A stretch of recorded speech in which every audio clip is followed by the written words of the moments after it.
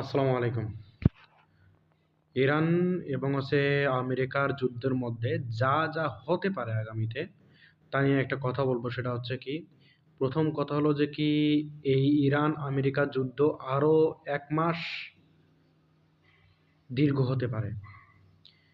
এরপর Donald Trump তো already ঘোষণা দিয়েছে যুদ্ধ বন্ধের। অলরেডি সে ৫ দিন বন্ধের ঘোষণা দিয়েছে। মানে সে যুদ্ধের বন্ধের ঘোষণা দেওয়ার পর আবার সে বলতেছে যে কি, যে খুব দ্রুত যেন ইরান মানে তাদের সিদ্ধান্ত জানায়, বা তারা যেন খুব দ্রুত সিদ্ধান্ত নেয় আরকি। মানে তারা যুক্তরাষ্ট্রের দেওয়া যে পয়েন্টগুলো আছে সেগুলা তারা মানবে কিনা। তো প্রথম কথা হলো যে কি, সাধারণত যেটা হয় যে যারা যুদ্ধে জিতে আর যারা যুদ্ধে হারে, সাধারণত যেটা হয় যে যুদ্ধে যারা জেতে তারা হয় যে দেশকে পরাজয় করে সেই দেশের কিছু অংশ নিয়ে নেয়, অথবা সেই দেশকে কিছু শর্ত দেয়। হুম, অথবা সেই দেশে ঘাঁটি, বিভিন্ন ধরনের যে সামরিক ঘাঁটিগুলো স্থাপন করে।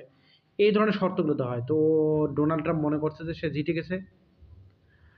তাই সে ইরানকে শর্ত দিয়েছে। কিন্তু ইরানও মনে করতেছে কি তারা জিতছে, এবং তারা এখন পর্যন্ত জেতার পজিশনে আছে। অতএব ইরানের এখানে আমেরিকার কোনো কথা বা কোনো শর্ত মানার কোনো অপশন নাই। বরঞ্চ উল্টো এখন ইরানও তাদেরকে শর্ত দিচ্ছে যে তারা যেন আর কোনোদিন আক্রমণ না করে, তারপর যা ক্ষতিগ্রস্ত হয়েছে তা দিতে হবে, এবং তাদের যে পারমাণবিক যে কার্যক্রম সেটা চালিয়ে যাবে, কিন্তু কোনো নাক গলানো যাবে না বা কথা বাড়ানো যাবে না। এরকমই চলতে আছে আরকি। তো শেষ পর্যন্ত যে অবস্থা দাঁড়াবে, এই কালকে নিউজ দেখলাম যে কি, আমেরিকান যে সৈন্যরা গেছে, সেই সৈন্যদের উপরও আ ক্ষেপণাস্ত্র নিক্ষেপ করা হয়েছে আসলে।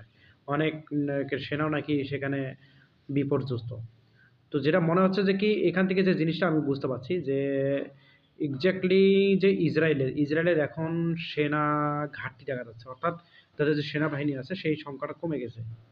তার মানে যে পরিমাণ হামলা চালিয়েছে ইরান, তাতে ইসরায়েলের যে সামরিক অবস্থা বা সেনাদের যে সংখ্যাটা অনেক কমে আছে। এইজন্য শুধুমাত্র ডোনাল্ড ট্রাম্প হচ্ছে উম আ তাদের সৈন্য পাঠিয়েছে।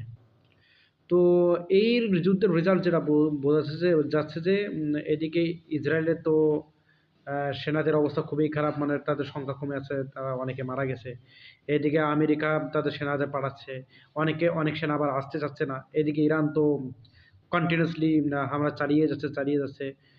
তো ওভারঅল যেটা বোঝা যাচ্ছে যে কি, যে এই ইরানকে হারানো সম্ভব না, এবং শেষ পর্যন্ত ডোনাল্ড ট্রাম্প তো অলরেডি সে পা গুটিয়ে নিছে। মানে সে পারতেছে না যে আসলে কি করবে না করবে।